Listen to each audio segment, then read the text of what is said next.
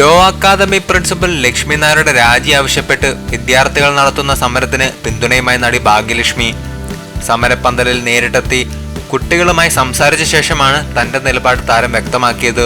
വിദ്യാർത്ഥികളുടെ ആവശ്യങ്ങളോട് അനുകൂലിക്കുന്നുവെന്ന് വ്യക്തമാക്കിയ താരം പിന്നീട് തന്റെ ഫേസ്ബുക്ക് പോസ്റ്റിലൂടെ സംഭവത്തിന്റെ നിലപാടും കാഴ്ചപ്പാടും വിശദമാക്കി.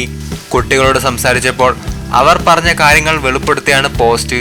ലക്ഷ്മി നായർ എന്ന സുഹൃത്തിനോട് ബഹുമാന സൗഹൃദമുണ്ട്. എന്നാൽ കുട്ടികളും അവരുടെ രക്ഷിതാക്കളും അനുഭവിക്കുന്ന പ്രശ്നങ്ങൾ വെളിപ്പെടുത്തുന്നതിനോടൊപ്പം ലക്ഷ്മി നായരുടെ ചില ചോദ്യങ്ങളും ഭാഗ്യലക്ഷ്മി ചോദിക്കുന്നുണ്ട്. മറ്റു കുട്ടികളെ ലക്ഷ്മിക്ക് അസഭ്യം പറയാം. ലക്ഷ്മിയുടെ മകളെ ആരെങ്കിലും അസഭ്യം പറഞ്ഞാൽ വെറുതെ ഇരിക്കുമോ? ഇത്രയും പേർ നിങ്ങൾക്കെതിരെ ശബ്ദം ഉയർത്തുമ്പോൾ ആരും നിങ്ങളുടെ ഭാഗത്ത് ന്യായം പറയാത്തപ്പോൾ എന്താണ് പ്രശ്നമെന്ന് ചിന്തിച്ചുകൂടെ?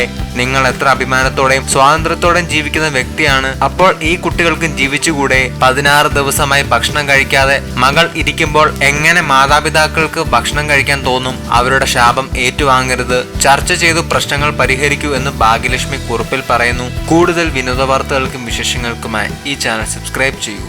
എല്ലാവർക്കും നന്ദി.